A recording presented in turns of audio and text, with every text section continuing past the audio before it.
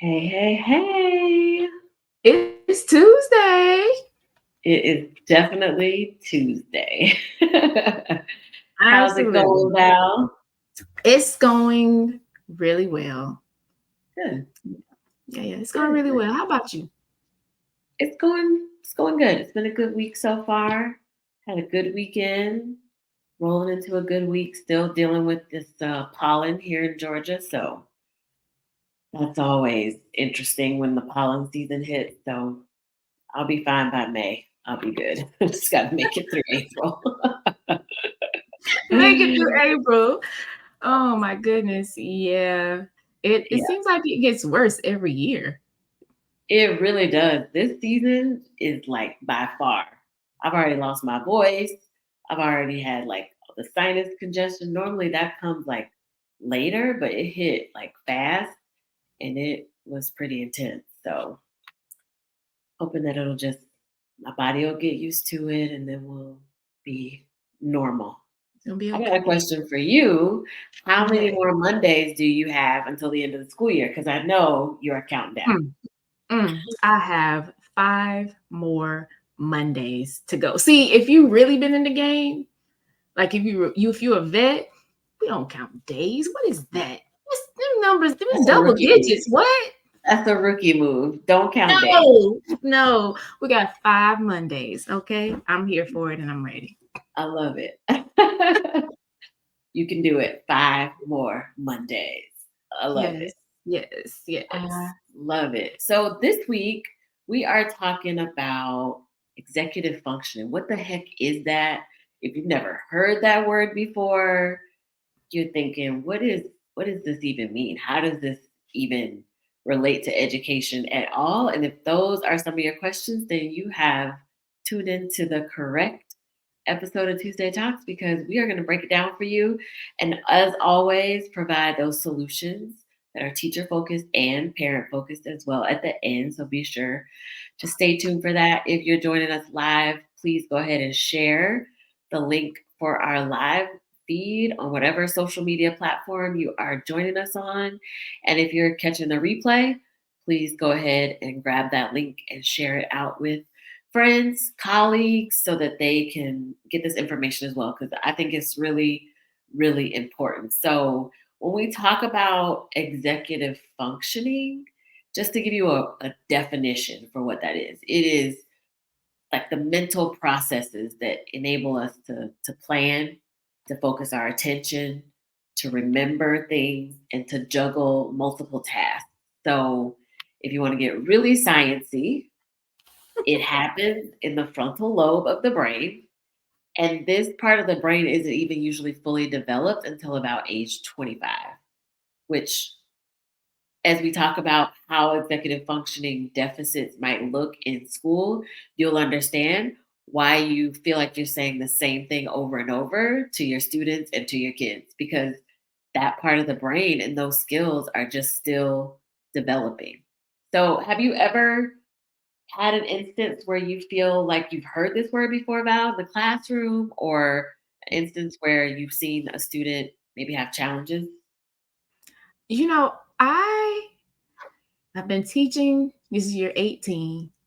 And it wasn't until these last couple of years where I was exposed to this term executive functioning, and it came from my co-teacher in class who is there to help in the inclusion class with the kids who are in special education. And we were just talking one day about how the kids can't stay organized and their notebooks are horrendous and everything's all over the place. You ask them to find a piece of paper, it takes them 5 to 10 minutes, and then you got a whole crumble mess on the floor. I'm saying something, and I know I teach math, you guys, but I am really good at breaking this stuff down, I promise. So I give them a simple sentence. Hmm. What I just say? I don't know. Could you repeat it, Miss? No, no. We couldn't figure out what the problem is. So, like, when I was, expressing some of that to her, my frustration, she was like, "It's executive functioning skills. These kids do not have executive functioning skills. I'm like, what is that talking about? We at a board meeting? No, this is education. What is executive? That's a pretty common reaction when that term is brought up. Like, wait, what? Executive functioning. So yeah, Yes. that's Yeah. what you just described is a really, I think, relatable example for a lot of teachers because Mhm. you have seen those students' desks where it looks like a bomb went off in the desk, their cubby if they're younger, and you're like, how can you find anything? How do you keep up with any important piece of paper?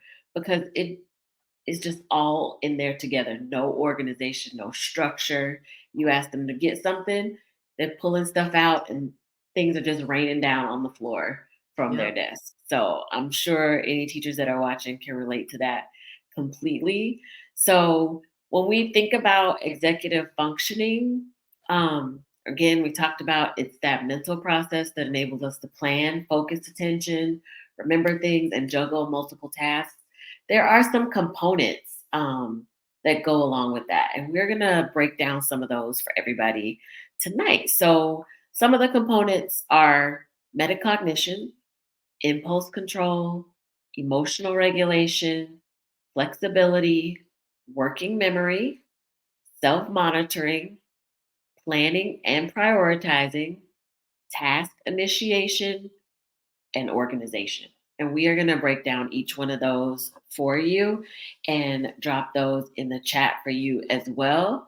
But when we look at executive functioning and that metacognition part of it, that is really looking at your ability to think about thinking. So when you ask a child questions like, why did you do that? They're like, oh no. That's the We don't general know. response. I don't know. You're asking them to pull on that metacognition part of executive functioning. Just tell me your thought process behind this action that you did. And when they're not able to do that, they're going to need some cues for that. They're going to need some specific questions for you to ask in order to draw that information out of them. So it's very common for kids to need that extra kind of verbal encouragement to kind of organize their thoughts, to Yeah, think a it's little bit it's deeper. like, I think parents and teachers can both relate to this because but I'll give like a example in the classroom. Let's just take like multiplication, and like asking a kid what is 3 times 4. Okay, that's 12. Like, in general most kids can do that. However, this metacognition comes in when I start asking them, okay, how did you know it was 12? What thought process did you go through to figure out that it was 12? And think about doing this for anything else. Just like Tiffany, you said, you ask them, why did they do something? I don't know.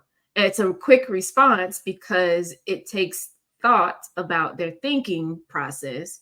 And kids just, they don't have enough opportunity to practice that and to build it up. So what'd you do? Why'd you do it?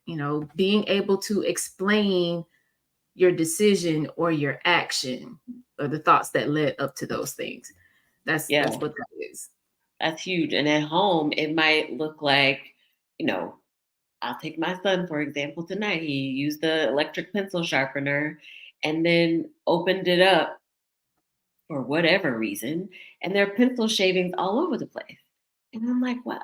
And then he left it, didn't clean it up. And I'm like, why did you do that? Why did you open up the pencil shavings container? It wasn't full. Like, what made you do that? And he had some struggles explaining the action. So my conclusion was it just didn't make sense. That wasn't something you needed to do. But asking him those types of questions and digging a little bit deeper in that moment to understand what was your thought process behind doing that? What Mhm. did you think about before you opened up that container and all these pencil shavings went all over the place? and then he was able to say, well, I wanted to check to see if it was full. Okay, well, it's clear, so you can just look through it. You don't have to open it, right? So I'm giving him ways next time to think through that process a little bit better, right? So that's kind of a parent at home example. One of the other components of metacognition is organization. What are some of your thoughts on that one, Val? Well, like I said, just asking for homework, asking for the kids to produce something that you have given them or they should have access to, and it's a struggle. Things are a mess. But it doesn't just come in the physical form, like even mentally, just the struggle of trying to recall in your brain things that you're supposed to know, to keep track of information that you have, whether it's written down or whether it's in your head. um, I I kind of see that, especially in the special education realm. Like, you have an example for us of something Yeah. that you've seen in that area? Oh, for sure. I've seen kids that have a goal on their IEP that is related to organization, and it is specifically for them to be able to keep track of completed work, incompleted work, making sure their agenda is filled out so that they understand what projects might be coming up, what homework they need to do that night. So you would create a system for them where maybe the completed work goes in a red folder and incomplete work goes in a green folder because it's ready to get turned in. Working with the kid to establish the color system of folders or some type of filing system nearby if they have cubbies and they're younger. Um, those goals help create that organizational skill so that they start to keep track of the work that they're doing, because it is important for a child to start an assignment, work on it, and then hand it in. But if they get the worksheet and start it and then shove it into their desk with a bunch of other things, the likelihood of that getting turned in on time or even being able to be found at certain points in the school year Right. is very, very low.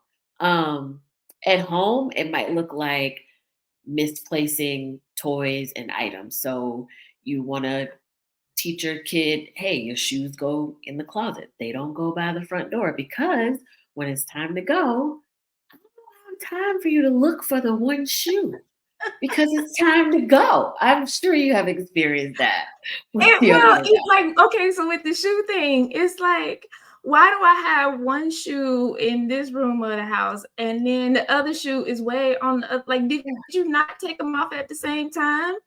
Yes. I mean, what was this process here? I can't compute. I don't understand.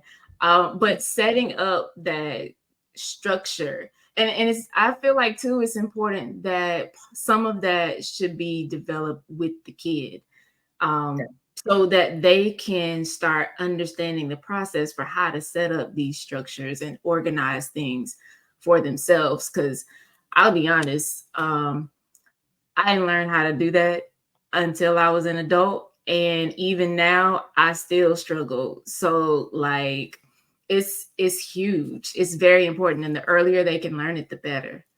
Yeah, Um, and one of those great ways to do that is, I know instinctively as moms, as dads, parents, grandparents, we pick up things behind our kids at home. Let me get this shoe and put it where it belongs. But when you do that, you miss that teachable moment to say, hey, one shoe is here. Where's the other shoe? Okay, so now you need to put them in the same place together. So tomorrow, when you're ready to put those shoes on, you can find them. So, and the same thing in the classroom. I'm sure there are some instances where you could very easily get a student organized. Take you maybe 10 minutes to get the system put in place. But if you're doing it for them, then they're missing out on the opportunity to learn the steps to get mhm. organized. So bringing them Yep. in on that process is super important. Let me tell you a trick I picked up. I did this one time. I've been doing it ever since. It is gold. Teachers, here's a teacher tip. Okay. Okay. Um, you give kids homework, some sheet, they don't have it the next time they're supposed to need it, right? Here's what I decided. I said, I don't make extra copies. kids, there are no extra copies. Guess what?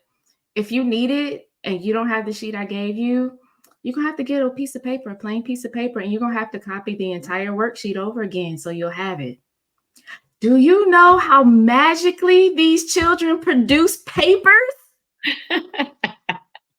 It is amazing. There you go. Okay, that one was free. I love it. Teacher tips. I love it. The next component we want to talk about tonight is impulse control. So, this is the ability to stop and think before you take an action. So, think Can I just about, say, yeah. I'm so sorry, but I'm telling you, it's been these days have been some days. I'm ready for school to be over. So are the kids? There's all kinds of stuff happening in the school buildings, ladies and gentlemen. In the social media land, I have had a kid this semester, well, a couple of them, who just randomly make noises throughout the class period. I mean, like just a noise. It's not necessarily a word. Like the kid will be like psh, in the middle of a lesson. What are you doing? Like it's impulsive. Kids they'll just stand up for no reason. What are you doing, sir? Oh, my bad. It was Wilson. I don't know. And sit back down. Like, what was the purpose? These kids they struggle with impulse control and they don't understand. Like sometimes they're oblivious even to the behavior that's being displayed. And then when you get onto them, they kind of get mad about it. So some ways to kind of help combat that, like make them aware, definitely, but like do it in a positive way. So start giving them positive reinforcement for what you want to see, the behaviors you want them to display, and then try to take away some of how you are focusing on the negative stuff, especially in front of people, because some kids thrive on negative attention anyway. You don't want to add to that. Definitely. Yeah.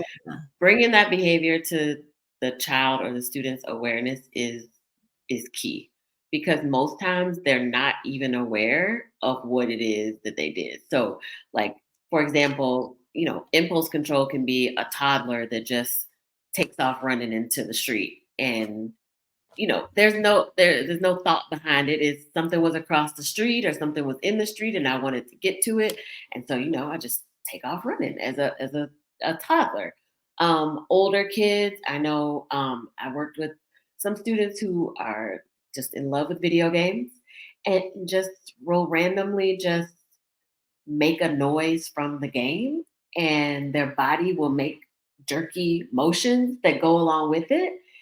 And it's not appropriate. And so bringing it to their attention, like, hey, make sure you get in control of your body because you are jerking your arms and hands. You can hit someone. Make sure that you're in control of your arms and your legs, and letting them know that in that moment they weren't.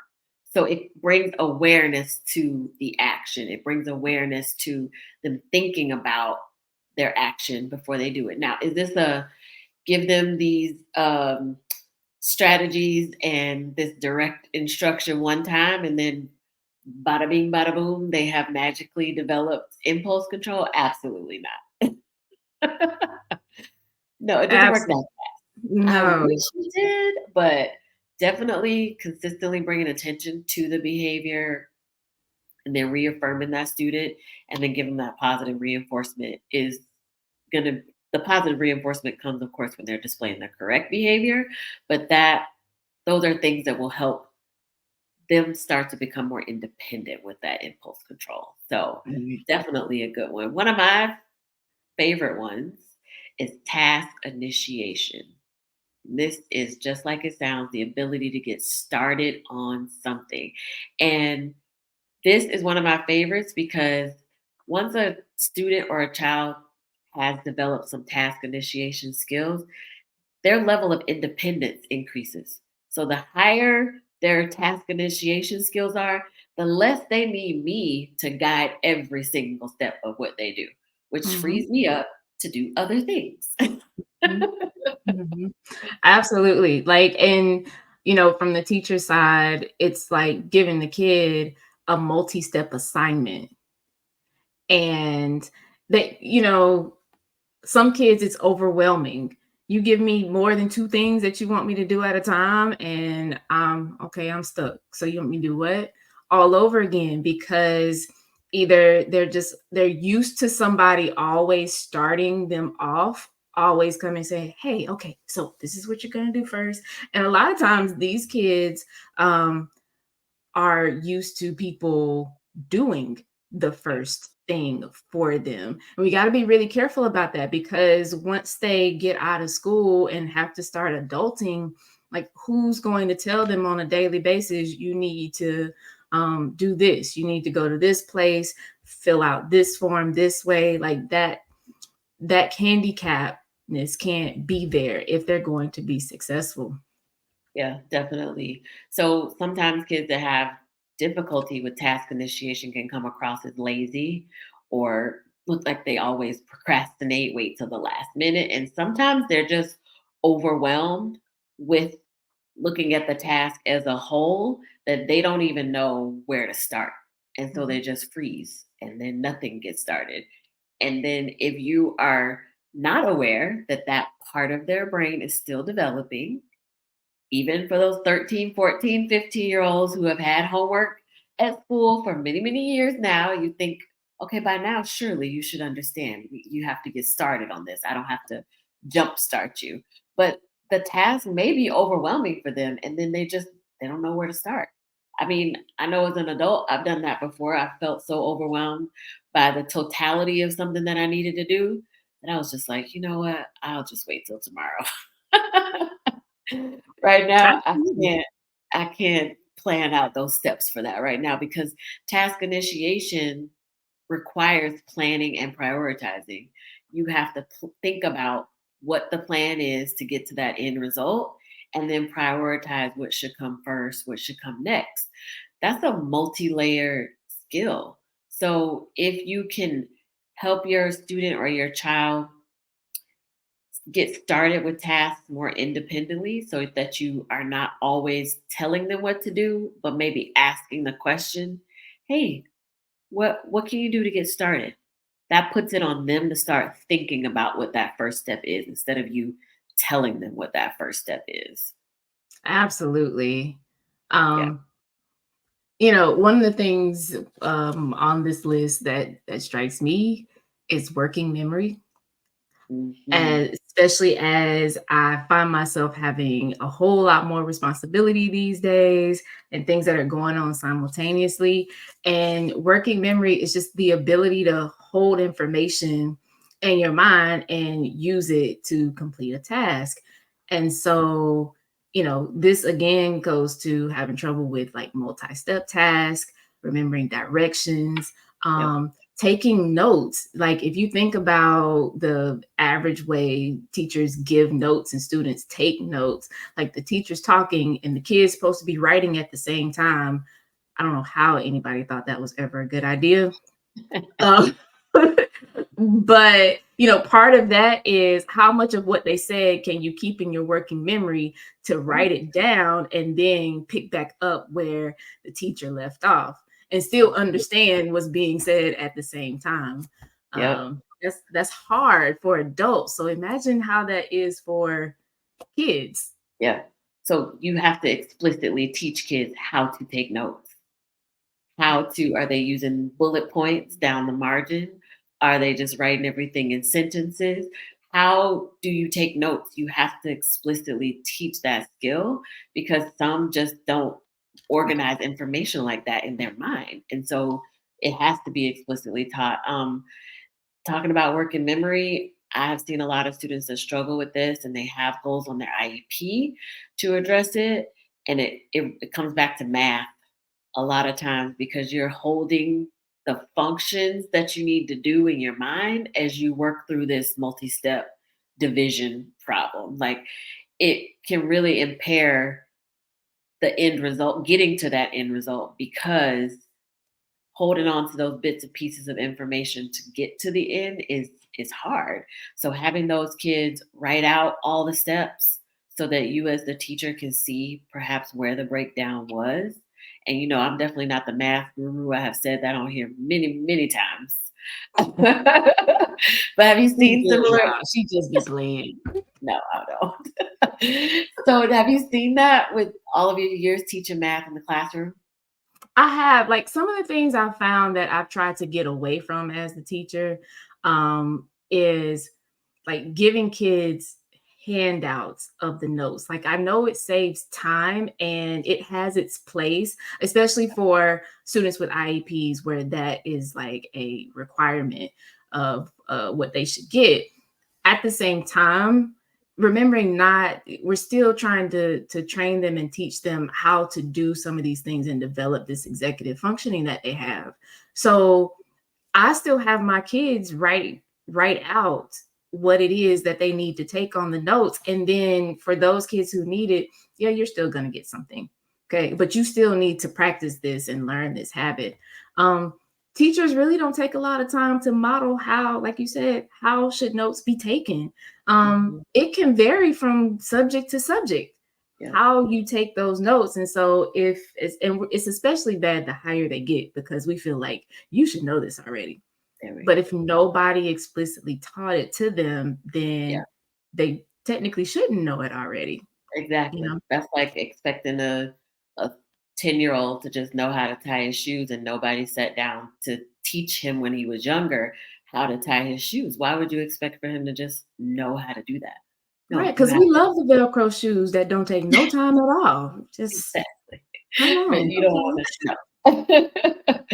And then also, like in the classroom with working memory, remembering direction. So as the teacher, you're standing up at the front of the classroom, you're giving all these steps for what needs to be done. And after step one, if working memory is an issue, the rest of those steps aren't being stored in memory. At home, if you're telling your child, do this, do this, do this, after the first thing that they need to do, they might not remember thing two and thing three. And that's why it didn't get done because it's information overload. So in those situations, you can use a different system. Either just give one thing to do at a time. Maybe you start out with one, then progress to two things. I typically will write things down. I'm a sticky note queen. Like I love a good super sticky note. So I will write down lists on that for my son, or I will, instead of giving this long, lengthy direction, multitasking, I will give chunks of information. So Mhm. if I'm telling him, hey, get your plate off the table, hang up your jacket, and put your shoes in the closet. That's a lot. So I might just reduce it down after I've given it all in that wordy format. Then I'll say plate, jacket, shoes. And I just keep repeating it. Plate, jacket, shoes. Because I've given him all the information. Now I just need to chunk it down into some more manageable pieces. And then he'll start repeating it and we make a song out of it. Plate, jacket, shoes. What? Plate, jacket, shoes. And he remembered the three things I told him to do. He So does. you can get creative with it, and you have to know your child. Is writing a list out for themselves something that's going to take them forever because spelling is challenging, or just maybe fine motor skills is challenging for them? Then maybe writing a list out is not going to be a tool that's as effective for them. Maybe they type it out in a note on their iPad, or maybe you let them use voice to text to type it out, or to write it out on their device.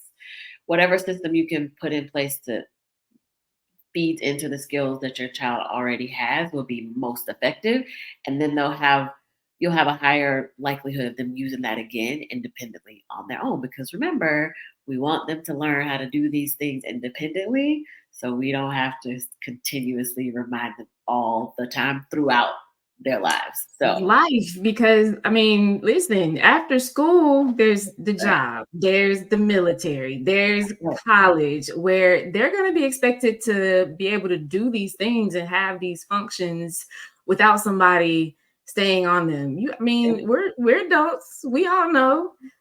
your boss or your manager comes to you and says, "Hey, I need these things completed," and it's just like a passing conversation. That kind of stuff happens all the time. It's not always they sat down and they typed the email. They may do that later, but Yeah. in the moment, you got to be able to take that in and hold on to it. So maybe you need to carry around a little notepad because that Yep. helps for you. Or maybe you need to repeat, like you said, some key words over and over again until you get to your desk and you can do whatever you need to do. Yeah, for sure. So definitely if you have 11th grader, 12th grader, and they're getting ready to go off to college and you're thinking, oh my gosh, how are they going to survive at college? Start giving them more autonomy and giving them that explicit instruction in these areas so that when they get to college, they can stay organized because nobody's going to be checking as much as you do in grade school. And note taking, you definitely are going to need to know how to take notes. You go to a big school, you're in a big classroom, nobody's coming by to take a peek at what you have written down. So it's all about recognizing that these executive functioning skills need to be explicitly taught, that they need to be reinforced, and that this sets kids up for success as they get older. Those are the things to keep at the forefront of our minds. And I know we always like to end with solutions. So, Val, I'm going to kick it to you to provide some teacher solutions as you work towards helping your students with their executive functioning skills in the classroom. Yeah, man. Teachers, we got to collaborate. Like, collaboration is key. I mentioned earlier my co-teacher that was in my class, Ms. Waters. Like, she and I talk about all the time and collaborate. What do we need to do for this kid? What are we seeing? What do we think a solution could be? The teachers, if you teach in teams, elementary, middle school, then, same thing happening. Don't forget the parents, though, as a part of that collaboration team, because they see the kids when you don't in different environments. So they have valuable input that can be shared to help get the kid where they need to be. Then, like, clear structure and expectations. Like, we cannot reiterate this and over exaggerate it enough. Kids need structure and they need to know what you expect. And when they have these two things, then that's when they can perform their best. Like, how is your space organized in your classroom? Do the students know the expectations, and have they had a chance to practice the expectations? I think elementary teachers do a fabulous job of this at the beginning of the school year. I'm amazed when I see all them 20 something little kids just doing what they're supposed to do and it's not chaos. Yeah. I'd also add, like, think about how you're interacting with the kids. So some kids may need more specific directions than others, and that's okay. We're all different. Some kids just may need a little encouragement, like to get started. Hey, go ahead and get started. I know you can do it, without just Mhm. leading them and telling them what to do. And then when you give them feedback, like, it's got to be timely, as immediate as it possibly can. But they have to make a connection between what you're expecting and the positivity you're giving them for doing it the right way as soon as possible. So Yeah. reward them, recognize them, promise. Positivity goes a long way to negate anything that you don't want to be happening in the class. Definitely. Yeah. And some of those same solutions apply to parents at home. So, parents leading by example, model, model, model. If you want your child to put their jacket in the closet, have their shoes where they should be, then you can't leave all your stuff out either. Model, model, model, so that they can see that there's this structure in place and they have a visual to go along with the verbal that you're giving them. Explicitly taking time to show the steps. I'll use the shoe tying analogy again. When you're ready to teach your kid how to tie their shoe, you did not just toss them a shoe and say, have at it. You sat down with them, you talked them through the process, you modeled the steps for them, you gave them chances to practice it on their own. You have to explicitly teach the same in the same way for the components that we talked about tonight. If you need to make changes at home, like reducing noise to help with focus and attention, turning the TV off, maybe soft music play in the background helps your child work better. Like Val said, for teachers, goes the same for parents, given that clear structure and expectations. I expect you to, and fill in the blank. Make it very plain and very simple for them to know what the expectation is, and then give those visual reminders using timers at home, alarms if you need to, so that I don't have to tell you every night to take a shower. There's an alarm on your device, your iPad, on a mutual phone that's in the home that goes off, and that is reminding you to take a shower. There's nothing wrong with setting reminders to help. I know I have several reminders for myself. And so Mhm. kids need those too, so that you're not reminding them of every little thing. And then you're teaching them how to organize, plan, and execute and initiate those tasks on their own. Definitely the feedback and recognizing their efforts and their and rewarding those with positive reinforcement. So at the end of the day, maybe saying like, really good job with getting your shoes in the closet tonight. We might think, I don't need to pat you on the back for doing what you were supposed to do. Yeah, sometimes you do. Because how else will they know that you recognize that they did something good? So giving them that pat on the back and making it and giving it in a verbal way is really helpful as well. And then when you're giving feedback, like the example I gave at the top of the episode with the pencil sharpener and Uriah getting pencil shavings all over because he wanted to see if it was full or not. So I said, hey, maybe next time you could try just looking through the clear part on the pencil sharpener to see if it's full or not, instead of taking it out. Now we got pencil shavings all over the place. Now you got a mess you got to clean up. So giving the feedback to help them think about how to approach the same situation again the next time. And then same in the classroom, collaboration. If you have other adults in the home, another parent, a grandparent, everybody get on the same page, because if grandma's picking up behind Timothy and you're not, he's gonna think somebody, this magical fairy, puts his shoes where they belong. And there's no magical fairy. So everybody needs to get on the same page. If the expectation is you're gonna initiate certain tasks on your own, then everybody needs to have that expectation in the house in order for you to see progress in those executive functioning areas. Ooh, I that know was it's a good. lot. Oh man. We could have spent like a whole month talking about all of this, but hopefully this like will jumpstart teachers and parents to start thinking about executive function in these ways and see how you can address it in the classroom with your students or at home with your kids as well. Absolutely. And feel free when you watch the replay, let us know what are your thoughts? What are some tips and things that you use to help your kids or your students with their executive functioning skills? We'd love to know. And Dr. Tiffany, I think that's a wrap for this episode. That's a wrap. So we'll see you all next Tuesday, 9 p.m. live right here on Facebook, YouTube as well. Have a good one. Good night. Bye.